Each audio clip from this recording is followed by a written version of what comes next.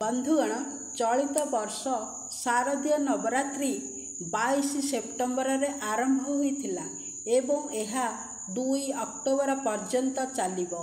तो नवरात्रि समय रे अधिकांश घरे एक कलश स्थापन करा जाई थाए। कलश को गंगा जल रे पूर्ण करा जाई थाए एवं ता उपरे एक नड़िया स्थापन करा जाई 9 दिन पर्यंत पूजा करा जाई थाए।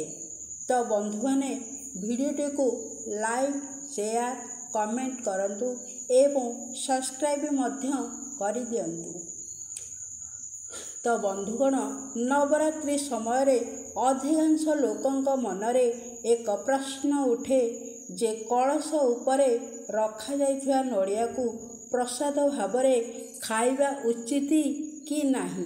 तो किछि लोक यह को प्रसाद भावरे खाती तो जेतेबेले अन्य माने यह को प्रवाहित हेउथिबा पानी रे भसाई दियंती। भारत विविध 4 देश एठारे लोक माने समान पर्वपर्वाणी समय रे भिन्न भिन्न प्रथा पालन करि थांती। तो अनेक लोक विश्वास करती जे नवरात्रि समय रे कलश रे अर्पण करा जाइथिबा नड़िया खाइबा उचित नुहे। तो इंटरनेट रे अनेक वीडियो अच्छी जहा कलश नड़िया न खाइबा को परामर्श दे। तो यह पछरे थिबा तत्व हेउछि जे कलशरु नड़िया 9 दिन मध्यरे आपणक घरु नकारात्मक शक्ति को शोषित करे। प्रथमतः नड़िया एक स्पंज भली फल नुहे, यह बरं दिव्य शक्ति रे परिपूर्ण एक श्रीफल। शास्त्र रे कलश को एक दिव्य यंत्र भावरे वर्णना करा जाइछि। तो यह नकारात्मक शक्ति को शोषण करे नाही किंतु देवता मानकर दिव्य शक्ति को आकर्षित करे।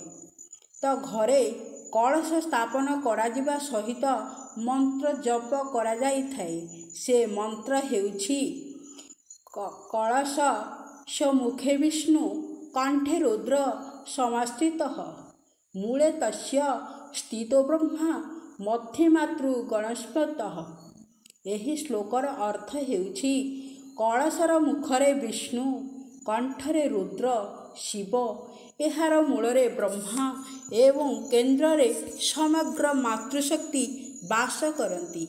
एहा स्पष्ट करे जे जेउथिरे त्रिमूर्ति वास करती सेथिरे नकारात्मक शक्ति रही पारिबो नाही। तो बंधुगण सबुठारु गुरुत्वपूर्ण कथा हेउछि शास्त्र गुड़िक नड़िया को दोष फल नुहे श्रीफल एक पवित्र फल बोली कहती। कलश उपरे रखा जाइथिबा नड़िया को देवी लक्ष्मी का वासस्थान बोली विश्वास करा जाए।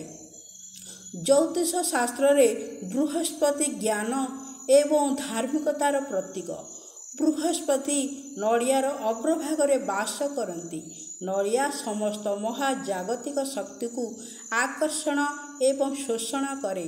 तो शास्त्र अनुसारे मंत्र सहित पवित्र होइथिबा जिनिष गुड़ी को पवित्र बोली विवेचना करा जाए, अपवित्र नुहे।